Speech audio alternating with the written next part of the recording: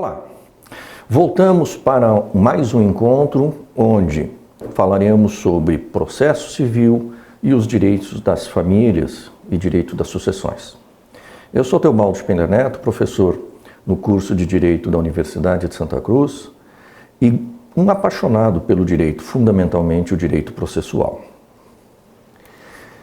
Nosso encontro deste momento tratará um pouco mais do Código de Processo Civil de 2015 quanto ao tratamento específico das ações de família.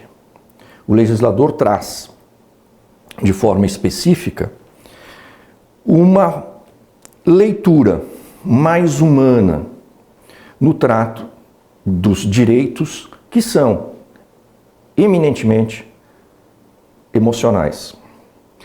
Quando se busca a tutela jurisdicional em algum trato envolvendo a família, seja divórcio, seja pensão alimentícia, seja investigação de paternidade, nós estamos tratando de agruras.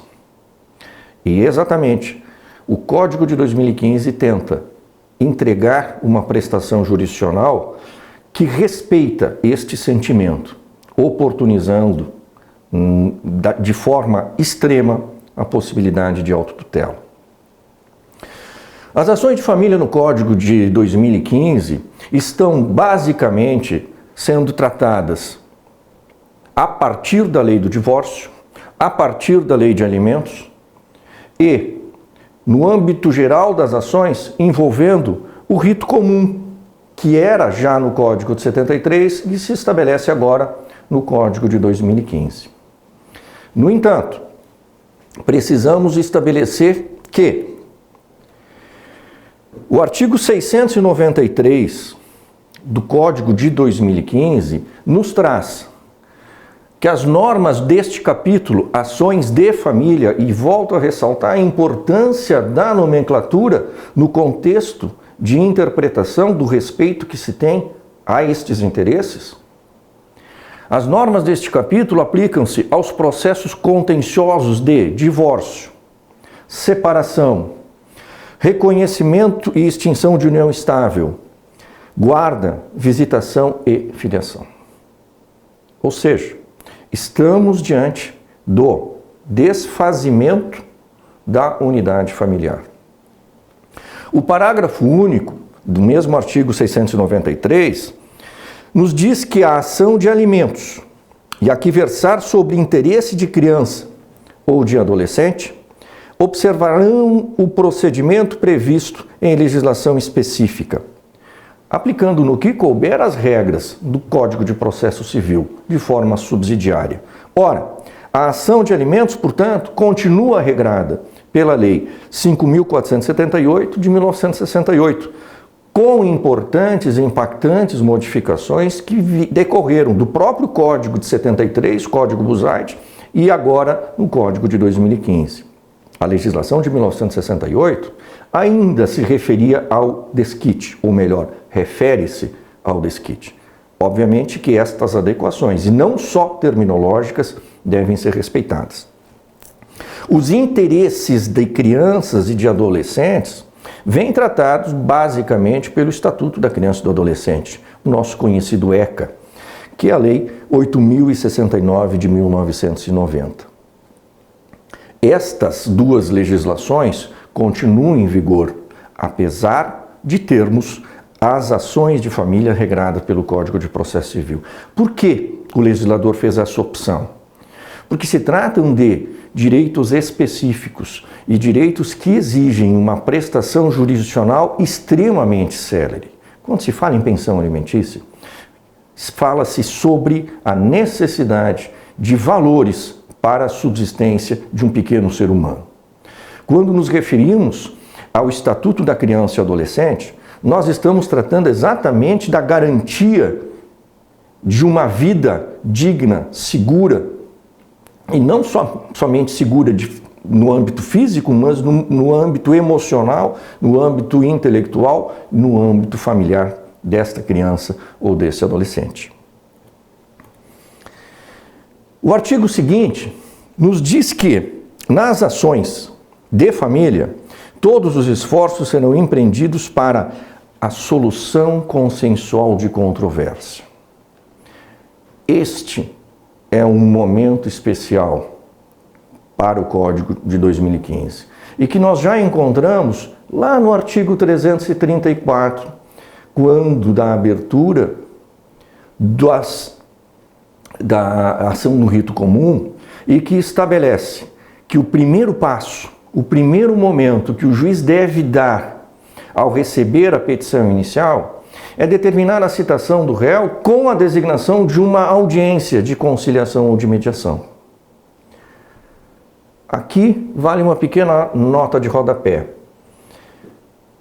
Existiu, como continua existindo, um erro terminológico no Código e que, a bem da verdade, já vem sendo assim referido pela Resolução 125 do CNJ, que tratou da mediação de conflitos no âmbito judiciário, do Poder Judiciário, conciliação e mediação de conflitos.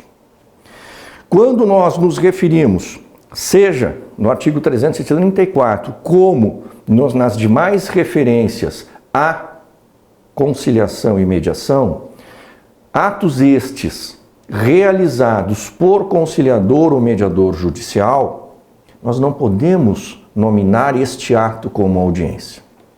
A audiência é ato presidido pelo juiz.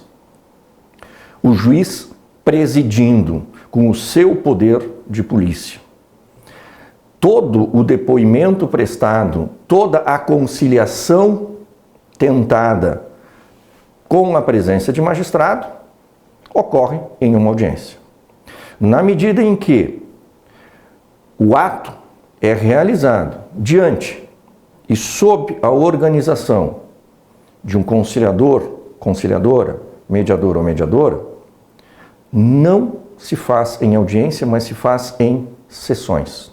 Tantas sessões de conciliação ou mediações quantas necessárias nas ações de família. Tantas sessões ou mediações de conciliação ou mediação quantas necessárias até um prazo de 2 meses nas demais ações. Encontramos essa regra no artigo 334. Nas ações de família, a limitação não existe. Existe sim a importância que deve se dar à tentativa de conciliação, à autocomposição. Por isso, que o artigo 694 estabelece então que a solução consensual de controvérsia deve ser privilegiada, devendo o juiz dispor do auxílio de profissionais de outras áreas do conhecimento quando necessário.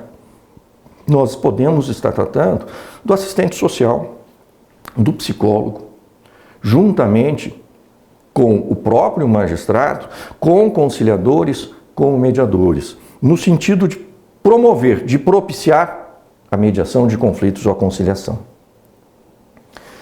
No entanto, nós precisamos notar, e o asterisco no item mediação nos diz, que a mediação de conflitos, preferencialmente, não deve ser realizada por magistrado. Justifico. Os princípios básicos da mediação, que são encontradas na Lei de Mediação 13.140, que regra também o Código de Processo Civil, nos diz que a mediação e tudo o que acontece no momento da mediação de conflitos corre em segredo de justiça, em sigilo absoluto. E que o que lá acontece não pode subsidiar nenhuma decisão. Ora, o magistrado ou a magistrada que participar de uma mediação está, então, impedida de participar da jurisdição. E não é por outro motivo que a regra lá do 334, artigo 334 do mesmo Código de 2015, diz que a mediação e a conciliação devem acontecer preferencialmente por meios dos auxiliares do magistrado, o conciliador ou mediador. Profissionais esses devidamente preparados, que se submetem a cursos que são patrocinados pelos tribunais, sob a orientação do Conselho Nacional de Justiça. O parágrafo único do artigo 694 nos diz que, a requerimento das partes, o juiz pode determinar a suspensão do processo enquanto os litigantes se submeterem à mediação extrajudicial ou atendimento multidisciplinar. Ora, nada mais é do que a regulamentação do caput. Na medida em que a autocomposição é de interesse das partes, e nós precisamos interpretar o parágrafo único somado ao caput do artigo 694 de forma específica, primeiro, as partes têm interesse em prosseguir na tentativa de autocomposição. As partes o declaram ao juízo e o objetivo é, me tornando repetitivo, a autocomposição. Então, o juiz deve suspender sem limite de tempo. Obviamente que, no momento em que o magistrado conclui pela falta de interesse de autocomposição, não se aplica o parágrafo único do artigo. Ou seja, não se aplica a suspensão indeterminada quando não houver a efetivação da mediação, que pode ser extrajudicial, que pode ser judicial e que pode depender também de uma atividade multidisciplinar. Ora, o estudo multidisciplinar pode trazer às partes a noção, a importância que a autocomposição tem para a solução do conflito estabelecido, respeitando os interesses delas, partes, mas principalmente os interesses da criança que está envolvida, do adolescente que com eles convive, que deve ser preservado. O artigo 695 traz também uma novidade e que diferencia do recebimento da petição inicial e fundamentalmente do ato de citação que encontramos no artigo 334 no rito comum. Aqui nós estamos diante de um rito especial. E o artigo nos diz: recebida a petição inicial e, se for o caso, tomadas as providências referentes à tutela provisória, o juiz ordenará a citação do réu para comparecer à audiência de mediação e conciliação. Ora, a audiência de conciliação e mediação é um impositivo do Código, é um impositivo da lei nas ações de família. A tentativa da autocomposição é um impositivo. E esta, então, audiência, que na verdade não deve ser audiência, e sim uma sessão, deve se realizar nos termos do artigo 334, com a participação de conciliador, o mediador. Não havendo estes elementos auxiliares do juiz na comarca, esta audiência, então sim audiência, será presidida pelo juiz. E este ato será apenas de conciliação e não de mediação, como já vimos há pouco, para evitar o impedimento deste magistrado na prestação jurisdicional eventualmente necessária pela frente a este casal.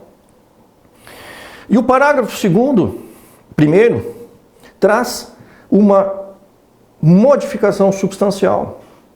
Uma modificação que impacta na regra geral histórica do ato de citação. Estudamos nos bancos universitários que a citação acontece de modo pessoal, sempre, mas que acompanhando o mandado de citação ou a carta de citação, deverá estar cópia da petição inicial. E aqui, o parágrafo 1º do artigo 695 traz uma quebra desse princípio. Mas existe uma explicação. A citação nas ações de família deve acontecer mediante mandado, no qual apenas informações básicas da ação que se refere, local e data da audiência de conciliação ou de mediação, indicação de número de processo e, consequentemente, a cientificação da existência da demanda, sem que a ela esteja apenso cópia da petição inicial. O que pretendeu aqui o legislador?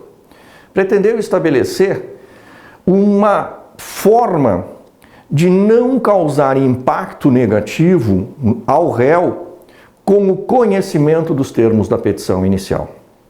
homenageando o princípio da ampla defesa, homenageando o princípio do contraditório, o parágrafo 1º ainda, na sua parte final, faz uma ressalva.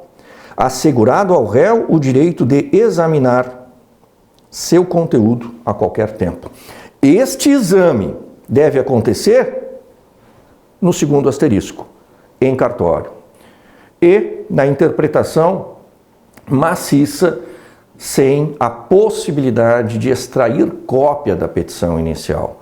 Por quê? Exatamente para respeitar o objetivo primeiro, que a audiência de conciliação ou mediação, ou a sessão de conciliação e mediação, possa ocorrer com ânimos menos exaltados.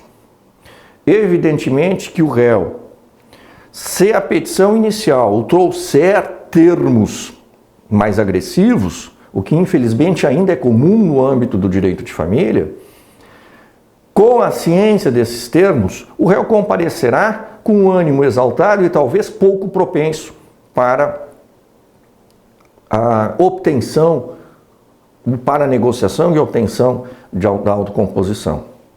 Sem que ele tenha conhecimento específico do teor lido, o que escrito, este ânimo possa ser, de forma mais apaziguada, obtendo o resultado esperado por todos. Essa modificação que o Código traz de realização da audiência ou sessão de conciliação e mediação como marco inicial do processo, antes mesmo da oferta da contestação, tem trazido discussões doutrinárias bastante grandes. Talvez na maior parte das comarcas brasileiras não se tenha um corpo de auxiliares do juiz do tamanho necessário para que todas as ações cíveis, envolvendo então as ações de família, possam ser submetidas à audiência prévia, a este momento prévio de autocomposição, para então e somente então, não obtida a composição, iniciar um momento de defesa. A falta de material humano tem causado então a não aplicação deste momento previsto. A ideia, me parece, é muito boa. A efetivação desta ideia muitas vezes não depende mais do magistrado. Depende sim da falta de condições físicas e humanas.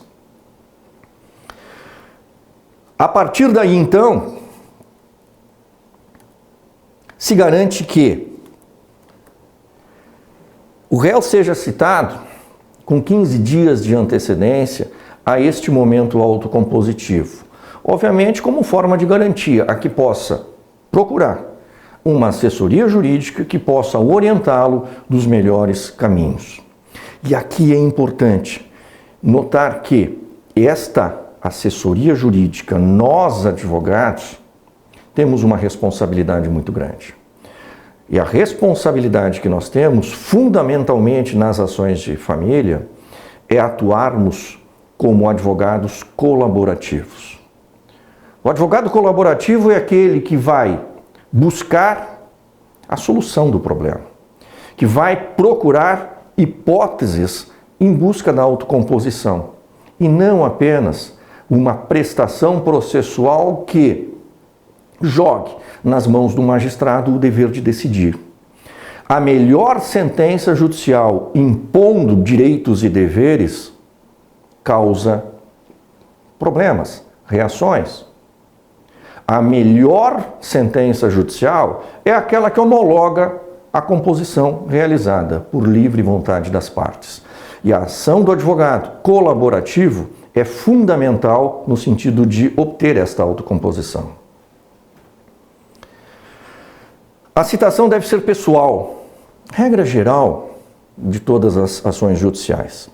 E na audiência, as partes deverão estar acompanhadas por advogado ou defensor público, comparecendo à parte sem a sessão de mediação, a audiência de conciliação ou mediação não deve prosseguir, em respeito à garantia da ampla defesa, com a paridade de condições, Se uma das partes não está acompanhada por advogado, obviamente que não haverá paridade de condições na forma negocial.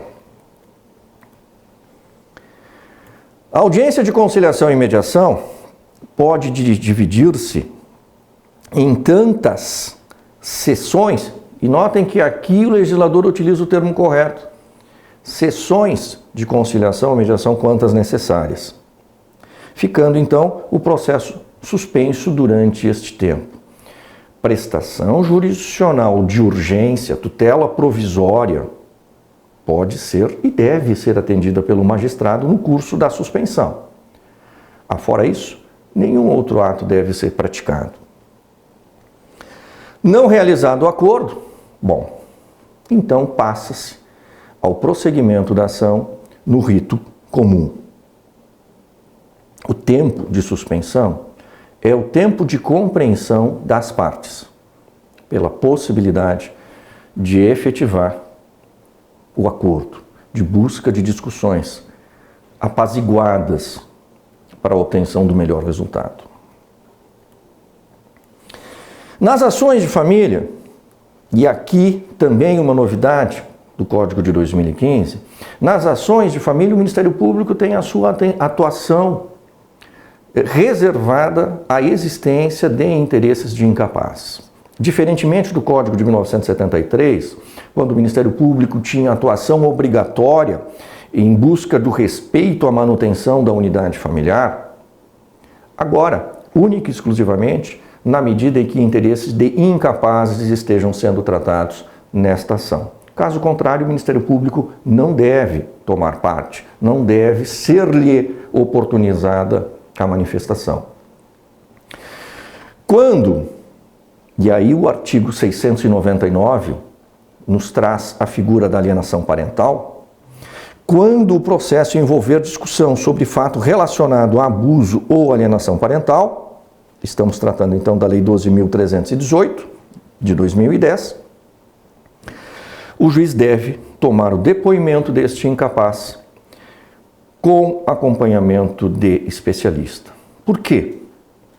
Porque a alienação parental traz elementos que fogem à percepção do homem médio. E o magistrado ou a magistrada, como homens médios que são, precisam, a partir deste momento, do apoio específico. O que é alienação parental? O que nos traz a Lei 12.318. No seu artigo 5º, a Lei 12.318, que trata e é conhecida como a Lei da Alienação Parental, diz que, havendo indício de prática de ato de alienação parental, em ação autônoma ou incidental, deve o juiz então estabelecer um procedimento específico para apuração deste fato, determinará a avaliação, perícia, psicológica ou biopsicossocial. O que pretende a lei? Pretende que a ação judicial, e vamos exemplificar aqui então, o divórcio dos pais deste incapaz, deve ficar suspenso no âmbito da discussão de guarda e de visitas, fixação de direito de visitas, durante o período necessário para a apuração da existência ou não de alienação parental por algum dos divorciandos. Por que a necessidade desta suspensão? Porque é no divórcio que serão estabelecidas as regras inerentes aos direitos da criança e dos pais. É no divórcio que nós teremos fixado o direito de visitas, a guarda, a pensão alimentícia. Consequentemente, em havendo indício de alienação parental, o divórcio não pode tratar desses elementos. A prova deve ser feita para o bem deste incapaz em âmbito específico, em âmbito seguro. E por isso o envolvimento da psicologia. O psicólogo é o profissional mais capacitado para auxiliar o magistrado na caracterização deste risco. A perícia deve ser concluída no prazo de 90 dias. Em outras palavras, a lei traz a busca de um tempo necessário para a caracterização da alienação parental. 90 dias, diante de um quadro destes, nós podemos nos questionar, não é muito tempo? Ora, não se trata de uma prova objetiva possível em um depoimento. Nós estamos diante da necessidade de obtenção de elementos seguros por um profissional técnico e que, via de regra, exige muitos encontros, muitas sessões. E o tempo necessário para a obtenção deste conhecimento, a lei define como 90 dias. Estamos diante de uma definição legal que, obviamente, deve ser encarada como maior ou menor de acordo com o caso concreto. E encontra-se, então, nas mãos do juiz esta administração. Caracterizada a alienação parental, ou qualquer conduta que dificulte a convivência da criança ou do adolescente com um dos seus genitores, e eu estou tratando do artigo 6º da lei, o juiz poderá, dependendo da gravidade do fato, aplicar definições que, de uma forma oblíqua, poderão ser interpretadas como punição a quem pratica estes atos de alienação parental. Poderá declarar a ocorrência, deverá declarar a ocorrência para fins de ampliar o regime de convivência parental, na medida em que esta alienação esteja sendo praticada ou venha a ser praticada pela genitora. Ora, na medida em que deste incapaz contribua para o afastamento do incapaz do seu pai, o que deve o juiz proceder é na garantia da aproximação do pai com este genitor. Esta é a tarefa do magistrado. E esta tarefa vai decorrer da conclusão por profissionais específicos e habilitados neste sentido. Se for o caso e se for necessário, estipula multa. Multa pela prática destes atos de alienação. Talvez aqui o legislador esteja trazendo um elemento econômico como forma de penalização. Não me parece que seja a melhor forma de tratar da emoção e da necessidade de manutenção de laços familiares. Mas a opção ao magistrado existe por força do inciso 3º. Também o inciso 4º estabelece a possibilidade de acompanhamento psicológico ou biopsicossocial ao menor e às partes, para fins de interpretar se está havendo respeito, agora e a partir desta decisão, ao que pretende restabelecimento das relações familiares plenas ao incapaz. E ainda nos deparamos com possibilidades como determinar a alteração da guarda. Talvez os atos de alienação parental estejam de tamanha forma afetando o incapaz que a guarda tenha que ser alterada, de forma definitiva ou de forma provisória. A critério, obviamente, dos resultados deste trabalho psicológico realizado. Determinar a fixação de domicílio específico. Declarar a suspensão da autoridade parental, e obviamente aqui estamos em um limite máximo. A suspensão da autoridade parental significa extrair de um dos genitores a condição de ser pai ou de ser mãe, em função da atuação psicológica sobre o incapaz para a caracterização da alienação parental. É o elemento máximo, é o elemento limitador, é o elemento principalmente que deverá ser último a ser estabelecido. Por fim, é importante notar o parágrafo único. O genitor que detém a guarda, obviamente, tem liberdade para a modificação do seu domicílio. Muitas vezes mudando, inclusive, felicidade. Afinal de contas, há que se respeitar a condição de trabalho para que possa prestar as garantias para o seu filho ou sua filha. No entanto, o parágrafo único nos diz que, caracterizada a mudança abusiva de endereço, causando a inviabilização ou a obstrução da convivência familiar, este genitor deve ser também punido. E punido de que forma? Não impossibilitando, mas facultando meios de manutenção, mesmo que em domicílios diferentes, em cidades diferentes, com a facilitação do exercício do direito de visitas. O que se tem? A necessidade de interpretar a lei de alienação parental com as regras do novo Código de Processo Civil, o Código de 2015, que nos traz a humanização. A conjunção destes dois elementos nos mostram que o direito de família deve ser atendido aos interesses, fundamentalmente, do incapaz envolvido. Aguardo vocês nos momentos virtuais e nos vemos em breve. Até já.